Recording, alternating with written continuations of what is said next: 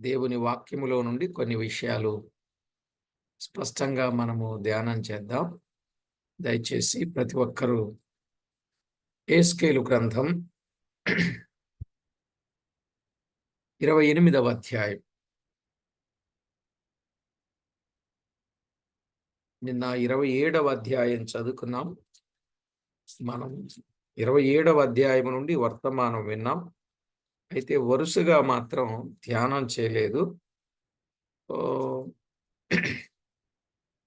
వీలైతే వరుసగా 27వ అధ్యాయం ధ్యానం చేసిన తర్వాత అప్పుడు 28వ అధ్యాయానికి వెళ్దామండి.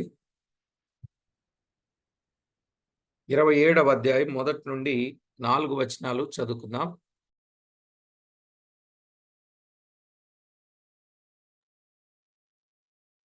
యెహెజ్కేలు గ్రంథం 27వ అధ్యాయం మొదటి నుండి 4 వచనాలు.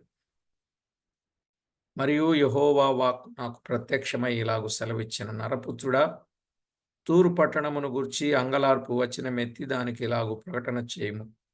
సముద్రపు రేణువుల మీద నివసించుదానా, అనేక ద్వీపములకు ప్రయాణము చేయు వర్తక జనమా, ప్రభువైన యెహోవా సెలవిచ్చినదేమనగా, తూరు పట్టణమా, నేను సంపూర్ణ సౌందర్యము గలదానని నీవనుకొనుచున్నావే. నీ సరిహద్దులు సముద్రముల మధ్య ఏర్పడెను. నీ శిల్పకారులు నిన్ను సంపూర్ణ సౌందర్యము గలదానిగా చేసి ఉన్నారు.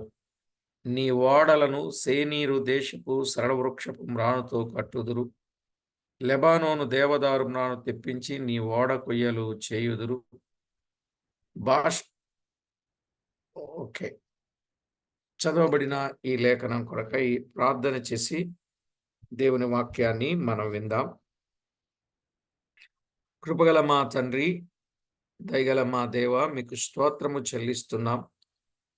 చదివిన లేఖన భాగమును దీవించమని, ఇంకా ఈ అధ్యాయం అంతటిలో ఉన్న సంగతులను తేటపరచమని మీరే మహిమ పొందుతారని కోరుచు, మా ప్రభువు మా రక్షకుడైన యేసుక్రీస్తు అమూల్యమైన నామమున స్తోత్రము చెల్లించి స్తుతించి ప్రార్థించి వినయులమై వేడుచూ ఉన్నాము తండ్రి. ఆమేన్. ప్రభునందు ప్రియులారా, దేవుని మహాకృపను బట్టి దైవ లేఖనంలో వ్రాయబడినటువంటి గొప్ప సత్యాలు, గత వర్తమానములో తూరు యొక్క వైభవం, దాని యొక్క అధోగతిని గూర్చిన విషయాలు మనం విన్నాం. ఈ 27వ అధ్యాయములో 1 నుండి 11 వచనాలలో తూరు యొక్క సౌందర్యం, పనివారు, 12 నుండి 25 వచనాలలో తూరు యొక్క వ్యాపారం, 26 నుండి 36 వచనాలలో తూరు యొక్క అంగలార్పును గూర్చిన విషయాలు మనం విన్నాం. ఈ తూరు యొక్క సౌందర్యాన్ని బట్టి ఇలా అంటున్నాడు, పనివారు, తూరు యొక్క సౌందర్యము, పనివారు, నరపుత్రుడా, తూరు పట్టణమును గూర్చి అంగలార్చుము, అంగలార్పు వచనమెత్తి దానికి ఇలాగు ప్రకటన చేయుము. తూరు పట్టణము నేను సంపూర్ణ సౌందర్యము గల పట్టణమని నీవు అనుకుంటున్నావే. నీ శిల్పకారులు నిన్ను సౌందర్యవంతమైన దానినిగా చేసి ఉన్నారు. 1 నుండి 4 వచనాల్లో ఆ మాటలు మనము గమనిస్తాం. 28వ అధ్యాయములో 12వ వచనం, 28, 12లో, నరపుత్రుడా, తూరు రాజును గూర్చి అంగలార్పు వచనమెత్తి ఇలాగు ప్రకటింపుము. ప్రభువైన యెహోవా సెలవిచ్చున్నదేమనగా, పూర్ణ జ్ఞానమును సంపూర్ణ సౌందర్యమును గల కట్టడమునకు మాదిరివి. దేవుని వాక్యంలో వ్రాయబడిన మాటలు మనం ఆలోచన చేస్తే, పూర్ణ జ్ఞానమును సంపూర్ణ సౌందర్యమునకు గల కట్టడమునకు మాదిరివి అన్నాడు. 17వ వచనంలో, నీ సౌందర్యము చూచుకొని నీవు గర్వించిన వాడవై, నీ తేజస్సు చూచుకొని నీ జ్ఞానమును చెరుపుకొంటివి. కావున నేను నిన్ను నేలను పడవేసెదను, రాజులు చూచుచుండగా నిన్ను హేళనకు అప్పగించెదను అన్నాడు. సౌందర్యము చూచుకొని గర్వించిన వాడవై. చూశారా? సౌందర్యాన్ని చూసుకుని గర్వించిన పట్టణంగా మనము చూస్తున్నాం. మనం ఎరుగుదాం బైబిల్ గ్రంథంలో ఒక మాట. ఏంటా మాట అంటే, నాశనానికి ముందు గర్వము నడుచును అని. కదండి? నాశనానికి ముందు గర్వము నడుచుద్దట. సామెతల గ్రంథములో 16:18 ఆ మాట చూస్తాం. తూరు పైరూపమునకు సౌందర్యము గలదే గాని లోపల మాత్రం అది గర్వముతో నిండినది. దేవుడు పైరూపమును చూడడు, ఆయన ఆంతర్యమును చూచేవాడు కదా. దేవుడు పైరూపాన్ని చూచేవాడు కాడు, ఆయన ఆంతర్యమును చూచేవాడు. ఈ విషయాన్ని మనం గుర్తుపెట్టుకోవాలి. మాత్రమే కాదు ప్రియులారా, సమూయేలు మొదటి గ్రంథం 16వ అధ్యాయం 7వ వచనం. మనుషులు ఈ పైరూపమును చూస్తారు గనుక వెలుపటి అలంకారము మీకు అలంకారముగా ఉండొద్దని చెప్పాడు. ఎవరు? పేతురు భక్తుడు. పేతురు రాసిన మొదటి పత్రిక 3వ అధ్యాయం 3-4 వచనాలు. పేతురు భక్తుడు ఏం చెప్పాడండి? మీకు వెలుపటి అలంకారముగా ఉండక సాధువైన మృదువైన గుణమను అక్షయ అలంకారము మీకు అలంకారముగా ఉండవలెను, అది దేవుని దృష్టికి మిగుల విలువ కలిగినది అని చెప్పాడు. పైకి నేను అలంకారముగా ఉండాలనే కోరిక అసలు మంచిది కాదండి. పైకి మనసులో నేను అలంకారముగా ఉండాలి అనే కోరిక ఉంది చూసారా? ఆ కోరిక అనేది మంచిది కాదు. కనుక నేను దేవుని దృష్టిలో ఎలా ఉన్నానని పరిశీలనగా చేసుకొని యోగ్యునిగా దేవుని ఎదుట సిగ్గుపడనక్కరలేని వారముగా ఎంతో జాగ్రత్తగా కనపరుచుకోవడం ఎంతో శ్రేష్టం. 5-9 వచనాలు మనము చదివినప్పుడు, తూరు నగరము నీటిలో పయనిస్తున్న వాడతో పోల్చబడినది. తూరు పట్టణం ఎలా పోల్చబడిందండి?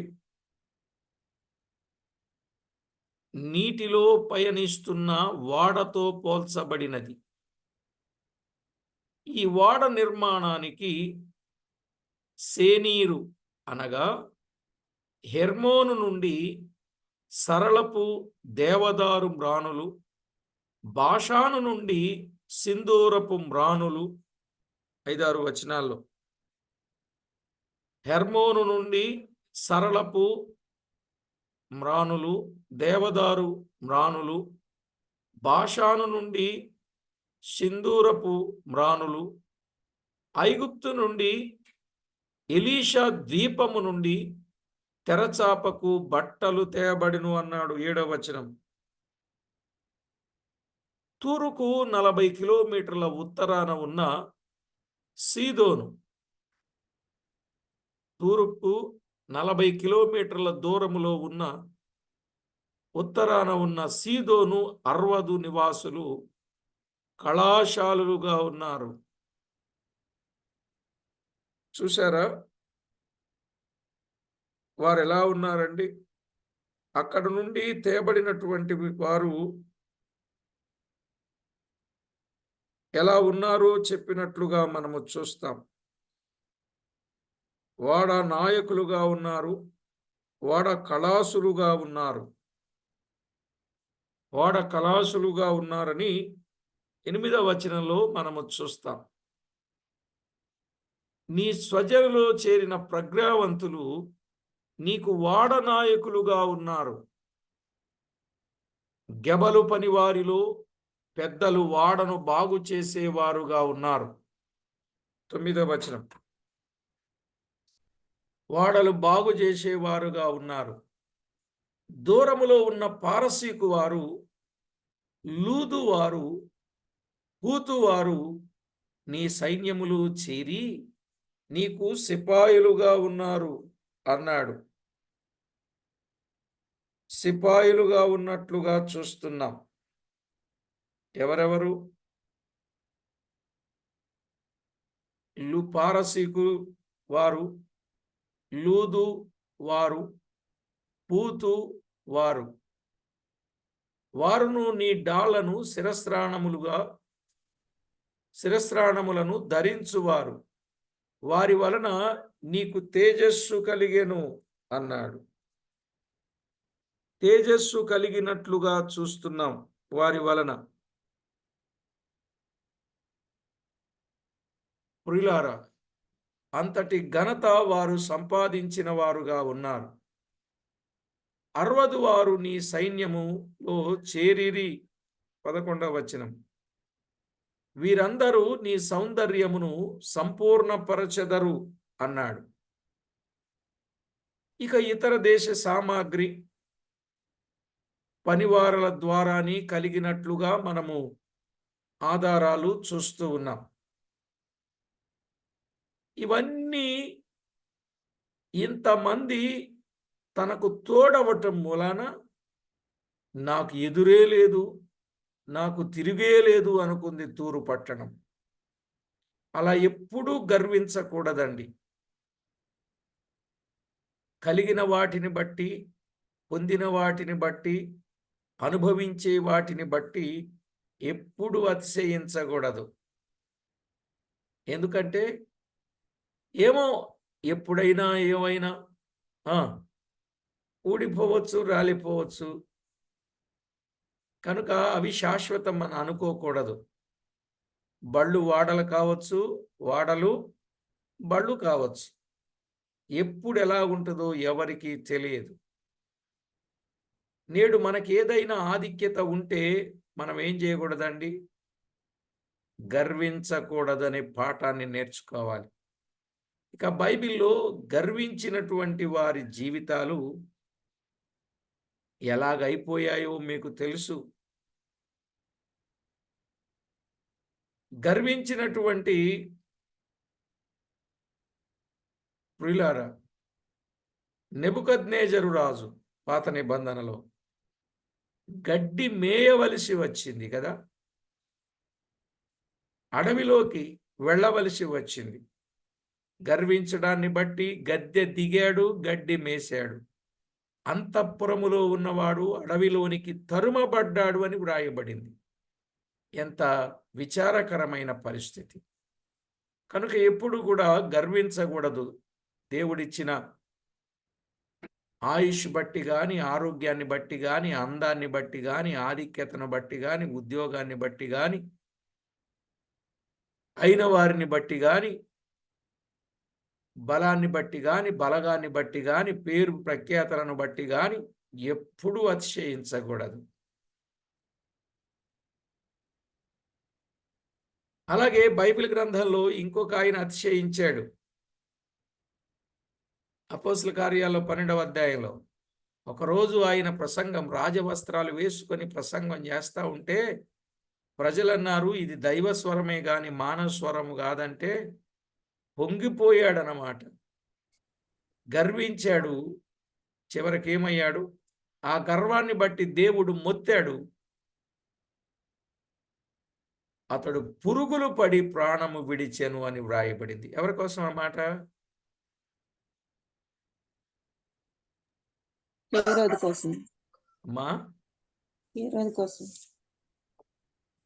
హేరోదు కోసం. ఎప్పుడండి అసలు గర్వం అనేది ఉండకూడదండి. నీకు ఏ టాలెంట్ ఉన్నా సరే, ఎంత టాలెంట్ ఉన్నా అస్సలు గర్వం అనేది అస్సలు ఏ కోశాన రాకూడదండి. ఆయన ఎంత గర్విష్ఠుడో అనే మాట మన జీవితంలో రాకూడదు. మరి దేనిని ఒకవేళ అతిశయించాల్సి వస్తే దేనిని బట్టి అతిశయించాలి? ఇర్మియా గ్రంథం 9వ అధ్యాయం 23, 24 వచనాలను బట్టి అతిశయించాలి.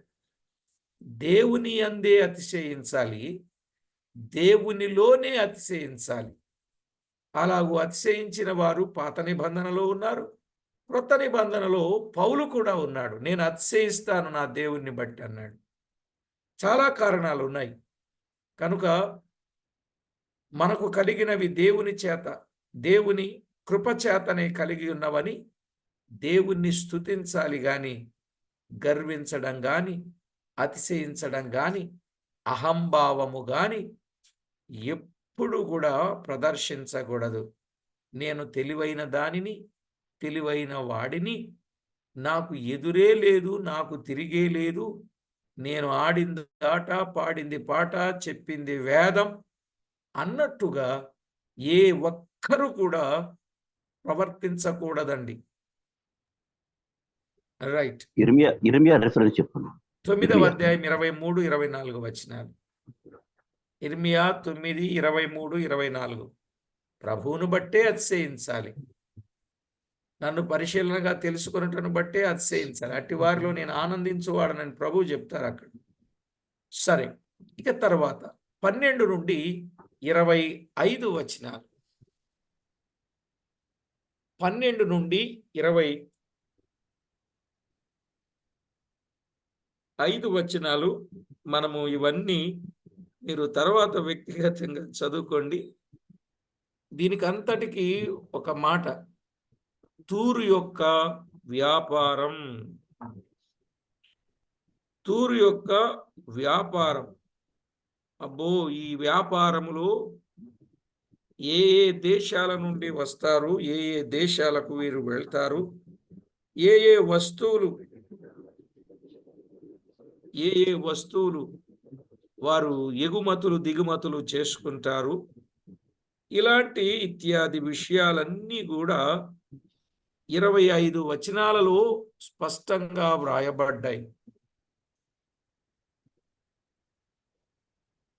తూరు సముద్రము మీదుగను భూమి మీదుగను ఏ ఏ దేశములతో ఏ ఏ సరుకులతో వ్యాపారము చేయుచున్నదో ఈ 12 నుండి 25 వచనాలలో మనము గమనిస్తాం.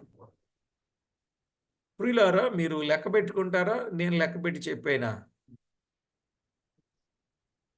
సుమారు ఏ దేశాలతో వారు సంబంధాలు ఉన్నాయో, ఏ ఏ సరుకులు వారు కొనుచూ ఉన్నారో మీరు లెక్క పెట్టి రేపు చెప్తారా? నేనే ఒక్క ముక్కలో చెప్పమంటారా?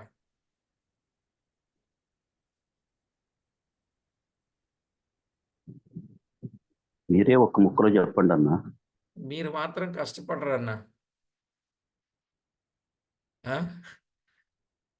కొంచెం కష్టపడితే ఇంకా బాగా అర్థం అవుద్దని నా ఆలోచన. సరే, పెద్దవారు కోరారు కాబట్టి ఒక్క మాట చెప్తా. సుమారు 24 దేశముల వారు, సుమారు 24 దేశాల వారు 38 ఆయా రకాల సరుకులనిచ్చి తూరు సరుకులను కొనుచూ ఉన్నారు. సుమారు 24 దేశాల వారు 38 ఆయా రకపు సరుకులనిచ్చి తూరు సరుకులను కొనుచూ ఉన్నారు. అందుచేత దానిని గూర్చి నీవు పరిపూర్ణమైన దానవై మహాఘనముగాను సముద్రము మీద కూర్చున్నావని చెప్పబడినది. 25వ వచనం చదువుదాం. తర్షీషు వాడలు నీకు బండ్లుగా ఉన్నవి, నీవు పరిపూర్ణమైన దానవై మహాఘనముగా సముద్రము మీద కూర్చున్నావు.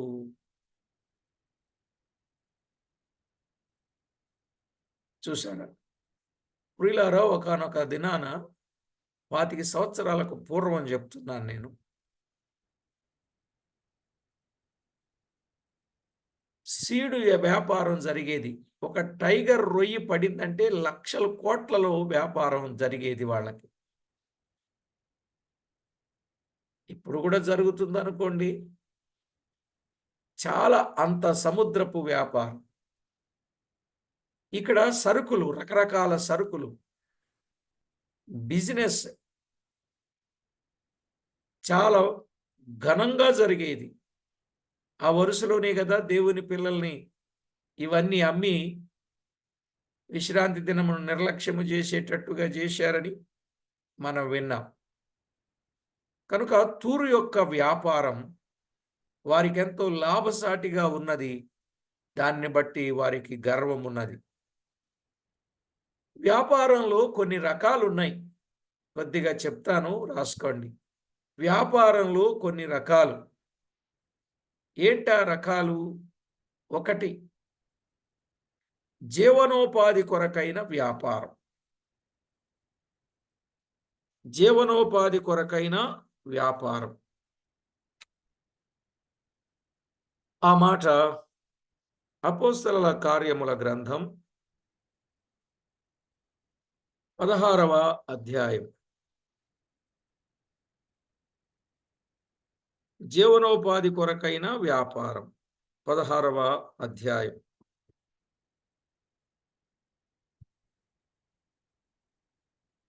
14వ వచనం. అప్పుడు లూదియాయను దైవభక్తి గల యొక్క స్త్రీ వినుచుండెను. ఆమె ఊదా రంగు పొడిని అమ్ము తుయతైర పట్టణస్థురాలు. ప్రభువు ఆమె హృదయము తెరిచెను గనుక పౌలు చెప్పిన మాటల యందు లక్ష్యముంచెను. ఇక్కడ ఊదా రంగు పొడిని అమ్ము వ్యాపారస్తురాలు లూదియా.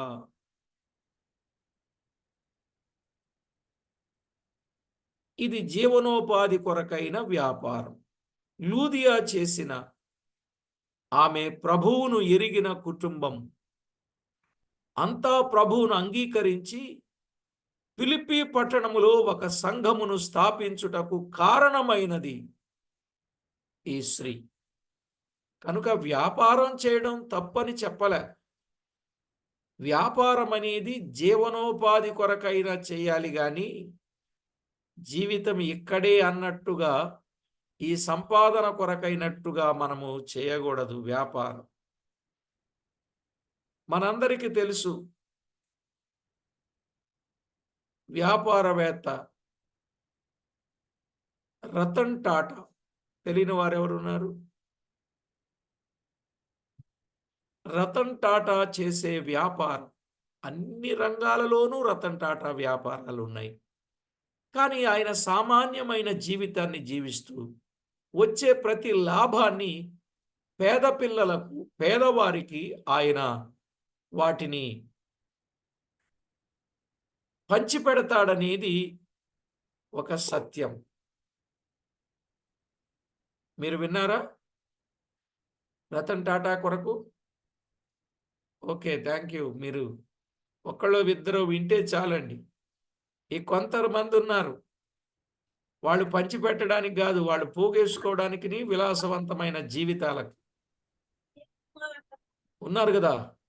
మన ఇండియాలో గొప్ప గొప్ప ధనవంతులు ఉన్నారు, అవును కదండి. వాళ్ళేమో విలాసవంతమైన జీవితాల కొరకు. కానీ రతన్ టాటా గారి కొరకు మంచి సాక్ష్యాన్ని నేను విన్నాను. కాబట్టి అలాంటి వారు వ్యాపారం చేస్తే ఇతరుల ప్రయోజనం కోసం చేశారు.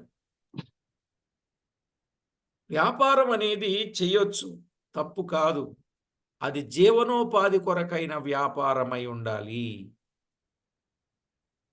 ఇక రెండవది మంచి వ్యాపారం. మంచి వ్యాపారం. ఆ వ్యాపారం ఏమిటి? లూకాసు వార్త 19వ అధ్యాయం 11 నుండి 27 వచనాలు. మీనాల వ్యాపారం. మీనాల వ్యాపారం. ఈ మీనాల వ్యాపారం నమ్మకముగా చేసిన వారు 10 పట్టణాల మీద, 5 పట్టణాల మీద అధికారము పొందెదరు. ఇది సమానముగా ఇవ్వబడినది. ఇది సమానముగా ఇవ్వబడినది. రక్షణ వాక్యము పరిశుద్ధాత్మ. అపోస్తలుల కార్యాలు 11వ అధ్యాయం 15 నుండి 17 వచనాలలో మనము చూస్తాం. ఈ వ్యాపారం నమ్మకంగా చేస్తే వారికి దేవుడు అధికారాలు ఇస్తాడు అనే విషయాన్ని మనం చూస్తాం. ఇక అలాగునని మూడవదిగా తలాంతుల వ్యాపారం. తలాంతుల వ్యాపారం. మత్తయి వ్రాసిన సువార్త 25వ అధ్యాయం 14 నుండి 30 వచనాలు. మత్తయి సువార్త 25వ అధ్యాయం 14 నుండి 30 వచనాలు. ఇవి అసమానముగా ఇచ్చిన కృపావరములు. వాటిని సరిగా ఉపయోగించిన వారు అనేకమైన వాటి మీద అధికారము పొందుతారు. అర్థమైందండి? దేవుడిచ్చిన తలాంతులు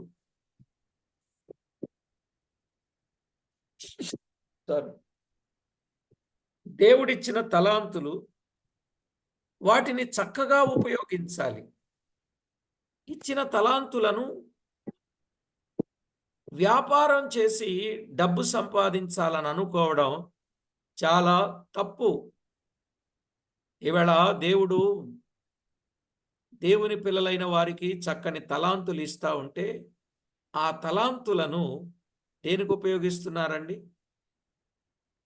డబ్బు సంపాదన కొరకైనటువంటి వ్యాపారంగా చేస్తున్నారు. కనుక ఎప్పుడు కూడా అలాగు డబ్బు సంపాదన కొరకైన వ్యాపారాలు చేయకూడదండి. దేవుడు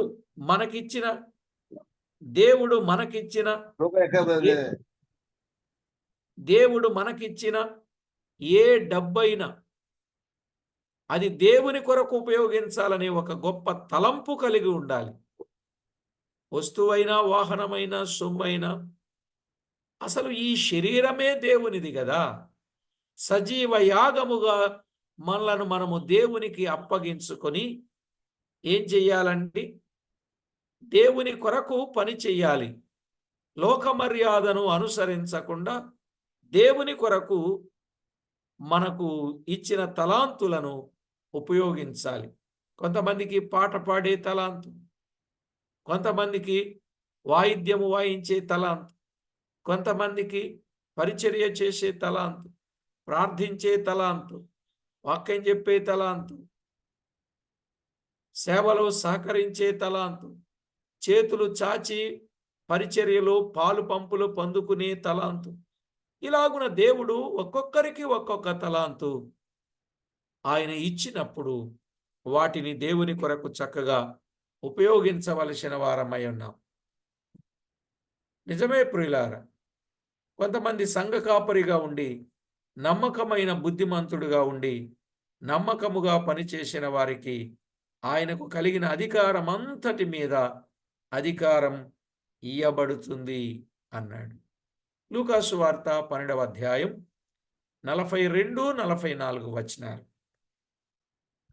లూకాసు వార్త 12వ అధ్యాయం 42-44 వచనాలు. ఎన్ని వ్యాపారాలు చూశాం? 1 జీవనోపాధి కొరకైన వ్యాపారం, 2 మంచి వ్యాపారం, అదే మీనాల వ్యాపారం, 3 తలాంతుల వ్యాపారం చూచాం. ఇక 4వది కూడా ఉందండి, అది దుర్వ్యాపారం. పేతురు రాసిన మొదటి పత్రిక 4వ అధ్యాయం 3-4 వచనాలు. పేతురు రాసిన మొదటి పత్రికలో 4వ అధ్యాయం 3-4 వచనాలు మనము చదివినట్లయితే అక్కడ దుర్వ్యాపారమును గూర్చిన సంగతి కనబడుతుంది. 4వ వచనం, అపరిమితమైన ఆ దుర్వ్యాపారమునందు తమతో కూడా మీరు పరుగెత్తకపోయినందున వారు ఆశ్చర్యపడుచు మిమ్మును దూషించుచున్నారు అన్నాడు. దుర్వ్యాపారం అనేది చూస్తున్నాం. ఈ దుర్వ్యాపారము అనగా దుష్ట జీవితమే. మద్యముతో మత్తులయుండుట కూడా దుర్వ్యాపారమే. ఎఫెసీ పత్రిక 5వ అధ్యాయం 18వ వచనములో మద్యముతో మత్తులై ఉండకుడి. అలాగు మత్తులై ఉంట అది దుర్వ్యాపారమే. ఇలాంటి వ్యాపారము కలిగిన వారు ప్రభు దగ్గరకు వచ్చి ప్రభువును అంగీకరించి ఆ దుర్వ్యాపారము మానుకొని యోగ్యముగా జీవించుట మంచిది.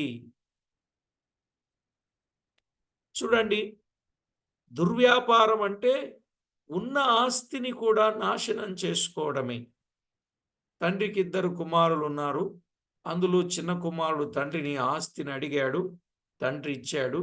అయితే ఈ చిన్న కుమారుడు దుర్వ్యాపారము వలన తన ఆస్తినంతటినీ పోగొట్టుకుని ఆఖరికి పందులు మేసే పొట్టుకు ఆశపడినట్లుగా మనము చూస్తున్నాం. అంటే దుర్వ్యాపారం అనేది చివరికి ఏ స్థితికి తెచ్చుద్దో చెప్పాడు. అది దుర్వ్యాపారం అంటే ఎంత హీనమైన స్థితికి. అదే కదా పశ్చాత్తాపం వచ్చింది. నా తండ్రి ఇంట కూలివారికి అన్నము సమృద్ధిగా ఉన్నది, నేనైతే ఇక్కడ ఆకలికి చచ్చిపోతున్నాను అన్నాడు. ప్రియులారా, ఎంత దారుణమైన పరిస్థితి మీరు ఆలోచన చేయాలి. దుర్వ్యాపారములో ఆకలికి చచ్చిపోయే స్థితి వచ్చేస్తుందండి. ఉన్నదంతా ఓడగొట్టుకొని చివరికి ఇలాంటి గతి పట్టినటువంటి సందర్భాలు మనము చూస్తున్నాం. కనుక ఈ దుర్వ్యాపారం అనేది మనము ఎప్పుడు కూడా చేయకూడదు. యాకోబు రాసిన పత్రికలో కొందరు ఏమనుకున్నారంటేనండి, వాళ్ళు ఏమనుకున్నారో చూడండి. 4వ అధ్యాయం 13వ వచనం, 14వ వచనం. యాకోబు పత్రిక 4వ అధ్యాయం 13, 14 వచనం. నేడైనను రేపైనను ఒకానొక పట్టణమునకు వెళ్ళి అక్కడ 1 సంవత్సరం ఉండి వ్యాపారము చేసి లాభము సంపాదింతము రండని చెప్పుకొని వారలారా, రేపేమి సంభవించునో మీకు తెలియదు. మీ జీవమేపాటిది. మీరు కొంతసేపు కనబడి కొంతలోనే మాయమయ్యే అంతలోనే మాయమైపోవు ఆవిరి వంటి వారే. అర్థమైందండి? ఎక్కడికో వెళ్ళి వ్యాపారం చేసి డబ్బు సంపాదిద్దామని అనుకుంటున్నారే, రేపేమి సంభవిస్తుందో మీకు తెలియదు. మీ జీవమేపాటిది. మీరు కొంతసేపు కనబడి అంతలో మాయమయ్యే ఆవిరి వంటి వారు. గనుక ప్రభు చిత్తమైతే మనము బ్రతికి ఉండి ఇది అది చేతుమని చెప్పుకొనవలెను. ఇప్పుడైతే మీరు మీ డంబముల యందు అతిశయపడుచున్నారు అన్నాడు. డంబముల యందు అతిశయపడుచున్నట్లుగా చూస్తూ ఉన్నాం. ప్రియులారా, యాకోబు పత్రిక అన్య దేశముల యందు చెదరి ఉన్న 12 గోత్రముల వారికి ఈ పత్రిక వ్రాస్తూ, ఇదిగో మీరు వ్యాపారం చేసి లాభము సంపాదించాలనుకుంటున్నారే, ఏపాటిది ఈ జీవితం? ఉన్న డబ్బు మన వెంట వచ్చుద్దా? రాదు కదా. దేవుని కొరకు ఏం చేయాలో దేవుని వాక్యం తేటగా చెప్పింది. కనుక ప్రతివారు 17వ వచనంలో మేలైనది చేయనెరిగియు అలాగు చేయని వానికి పాపము కలుగుద్దండి. అందుకే దుర్వ్యాపారం అనేది చేయకూడదు. వ్యాపారం చేయొచ్చు, తప్పు కాదు. మంచి వ్యాపారం చేయాలి. జీవనోపాధి కొరకైన వ్యాపారము చేయాలి. అయితే ప్రియులారా, ఒక విషయాన్ని మీరు బాగా ఆలోచన చేయండి. ఇక్కడ వీరేం సంపాదించుకుందాం అనుకుంటున్నారు? వ్యాపారము చేసి లాభము సంపాదించుకుందాము రండి. ఆకాశాన్నంటూ శిఖరాన్ని కట్టి పేరు సంపాదించుకుందాము రండి అన్నాడు బాబేలు గోపురం కట్టేటప్పుడు. ఇంకా చాలా ఉన్నాయిలేండి. ఇలా చేద్దాం, అలా చేద్దాం, గొప్ప సంపాదిద్దాం రండి అన్నారు. అవి కాదు మనము సంపాదించాల్సింది. మనము సంపాదించవలసింది క్రీస్తు యేసు ప్రభువును మనము సంపాదించాలి.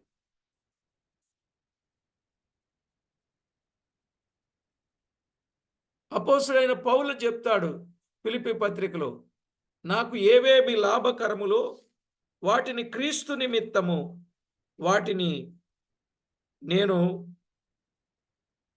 విడిచిపెట్టాను, నష్టముగా ఎంచుకున్నాను, నేను క్రీస్తును సంపాదించుకున్నాను అన్నాడు. ఫిలిప్పీ పత్రిక 3వ అధ్యాయం 7, 8, 9 వచనాలు. ఫిలిప్పీ పత్రిక 4వ అధ్యాయం 7, 8, 9. అయినను ఏవేవి నాకు లాభకరములై ఉండెను వాటిని క్రీస్తు నిమిత్తము నష్టముగా ఎంచుకొంటిని, నిశ్చయముగా నా ప్రభువైన యేసు క్రీస్తును గూర్చిన అతి శ్రేష్టమైన జ్ఞానము నిమిత్తమై సమస్తమును నష్టముగా ఎంచుకొనుచున్నాను, క్రీస్తును సంపాదించుకొని.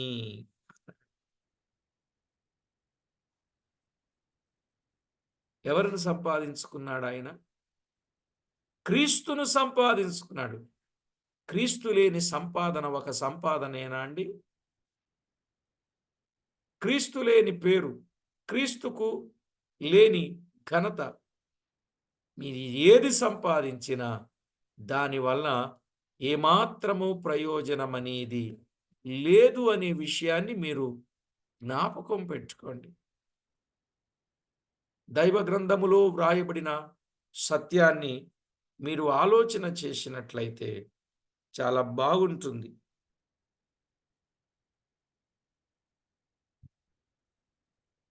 క్రీస్తును సంపాదించుకొని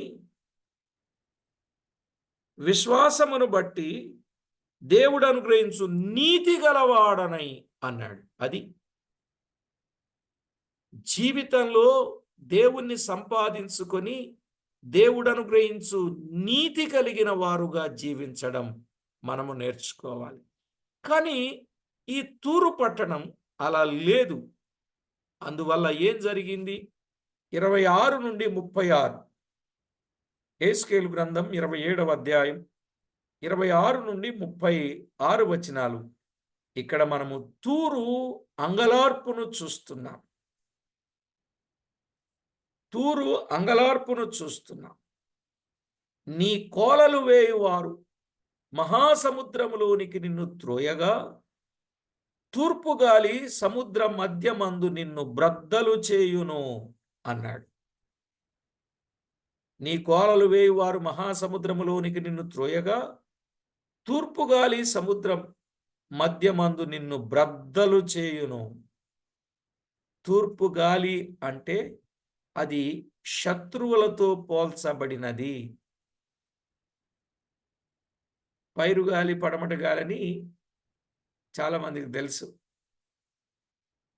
పైరుగాలి అంటే చల్లగా ఉంటుంది, అది స్నేహానికి సూచన. పడమటి గాలి అంటే చాలా వేడి గాలి అన్నమాట, అది శత్రువుకు సూచన. ఇక్కడ కూడా తూర్పు గాలి శత్రువులతో పోల్చబడినది. ఇర్మియా గ్రంథం 18వ అధ్యాయం 17వ వచనం. ఇర్మియా గ్రంథం 18వ అధ్యాయం 17వ వచనములో వ్రాయబడిన మాట మీరు తేటగా గమనించండి ప్రియులా. తూర్పు గాలి చెదరగొట్టునట్లు వారి శత్రువుల ఎదుట నిలవకుండా వారిని నేను చెదరగొట్టెదను. వారి ఆపద్దినమందు వారికి విముఖుడవై వారిని చూడకపోదును అన్నాడు. తూర్పు గాలి అనేది శత్రువుతో పోల్చబడినట్లుగా చూస్తున్నాం. తూరుతో వ్యాపారము చేసేవారు తూరు పతనానికి కారకులగుదురు. ఇక్కడ తూరు మరోసారి ఓడతో పోల్చబడినది. తూరు దేనితో పోల్చబడింది? ఓడతో పోల్చబడినది. దాని నడిపేవారెవరు? అతి నేర్పుగల నాయకులు. దాని నడిపేవారు అతి నేర్పుగల నాయకులు. అయినా అది సముద్రములో మునిగిపోయి కనిపించకుండా పోయినది. సముద్రములో మునిగిపోయి కనిపించకుండా పోయింది. దాని గురించి అంగలార్చేవారు అధికముగా ఉన్నారు. ఇక్కడ ముఖ్యమైన నాశనం అయితే అంగలార్చడం అనేదే వాస్తవమే. అయితే వారి అంగలార్పు తూరు కోసము కాదు. మరి దేనికోసం? తమకు నష్టము కలిగినదని విలాపముతో పాటు తమకు ఏమి జరుగుతుందోనన్న భయము కూడా వారిలో ఉన్నది.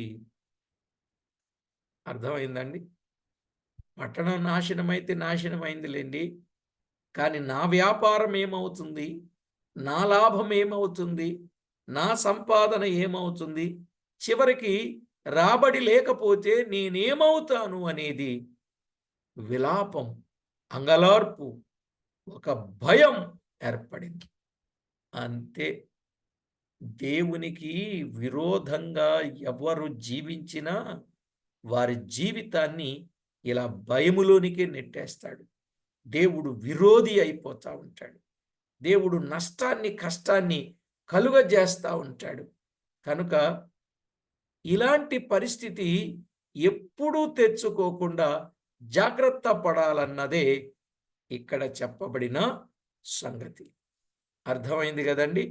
27వ అధ్యాయములో మనము తేటగా గమనించాల్సిన సత్యం, తూరు యొక్క సౌందర్యము పనివారు, తూరు యొక్క వ్యాపారము, తూరు యొక్క అంగలార్పు.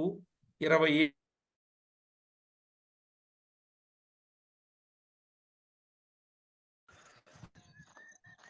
ఇందులో మనము నేర్చుకోవలసిన గొప్ప పాఠం ఏంటంటే, మనం ఎప్పుడు మన సౌందర్యం కొరకైన ఆలోచన చేసి మనం పతనం కాకూడదు. సుందరమైన దేహమునకు సౌందర్యం అక్కర్లేదని కొరింథీ పత్రికలో తేటగా చెప్పాడు. కాబట్టి దేవుడిచ్చిన సౌందర్యాన్ని కాక ఇతరమైన సౌందర్యాన్ని కోరుకొని దేవునికి ఆయాసాన్ని మనము తేకూడదు. సరే ప్రియులారా, వ్యాపారం చేయొచ్చు కానీ దుర్వ్యాపారం మన జీవితంలో ఎన్నడూ చేయకూడదు. ఏ పని చేసినా అందులో మేలే ఉండాలి, ప్రజలకు మంచే కలగాలి. కానీ ప్రియులారా, మనము చేసే పనిని బట్టి నష్టం ఇతరులకు రాకూడదు, మనకు రాకూడదు. తూరు ఒకప్పుడు ఎంత వెలుగొందిన పట్టణము, జిలుగు వెలుగుల కాంతితో తులతూగిన పట్టణం, ఇప్పుడు వెలవెలపోయి విలవిలలాడుతా ఉన్న పట్టణం. ఒకప్పుడు వెలుగులతో విరాజిల్లిన పట్టణం ఇప్పుడు విలువలు లేని విలవిలలాడే పట్టణంగా మారిపోయింది. వారు చేసుకున్నదే. ప్రియులారా, అక్కడ పట్టణం కొరకు చెప్పానని అనుకుంటున్నారేమో. వ్యక్తిగతంగా మన జీవితం, కుటుంబ జీవితం, సంఘ జీవితం, ఈ మూడింటిని మనము బేరీజు వేసుకొని ఆలోచన చేసుకొని, వ్యక్తిగతంగా నేను ఎలా ఉన్నాను, కుటుంబంగా ఎలా ఉన్నాను, సంఘంగా ఎలా ఉన్నాను అని ఆలోచన చేసి తమ్మును తాము జాగ్రత్త చేసుకుని దేవునికి ఎంతో మహిమకరంగా ఉండాలి. అతిశయించేవారు దేవుని యందు అతిశయించాలి కానీ కలిగిన వాటిని బట్టి కాదు. కొందరు గుర్రములను బట్టి, రథములను బట్టి అతిశయిస్తారు. నేనైతే నా దేవునిని బట్టి అతిశయిస్తాను. మనము దేవుని బట్టే అతిశయించాలి. అలాగున సిద్ధపడదాం. ప్రార్థన చేసుకుందాం. పరిశుద్ధుడవైన మా తండ్రి, మీకు స్తోత్రము చెల్లిస్తున్నాం. మీ కృపను బట్టి, మీ దయను బట్టి తూరు తీరు ఎలా ఉన్నదో మేము వినడానికి ప్రభువా మీరు చూపిన కృపకై స్తోత్రం. ఒకప్పుడు ఘనమైన పట్టణం ఇప్పుడు ఎంతో ఘనహీనమైనదిగా మారిపోయింది. అయ్యో మా ప్రభువా, అలాంటి పరిస్థితి ఏ ఒక్కరికి రాకుండా లేకుండా మీకెంతో మహిమకరంగా జీవించడానికి సిద్ధపరచుమని తోడై ఉంటారని కోరుచు మా ప్రభు అయిన యేసు క్రీస్తు నామమున ప్రార్థించి స్తుతించి వినయులమై వేడుచూ ఉన్నాం మా పరమ తండ్రి. ఆమేన్. ప్రభునందు ప్రియులారా, 3 అధ్యాయాలు చెప్పబడింది తూరు పట్టణాన్ని గురించి. 26వ అధ్యాయం, 27వ అధ్యాయం, 28వ అధ్యాయం. ప్రభు చిత్తమైతే మరొక పాఠంలో 28వ అధ్యాయాన్ని గురించి విందాం.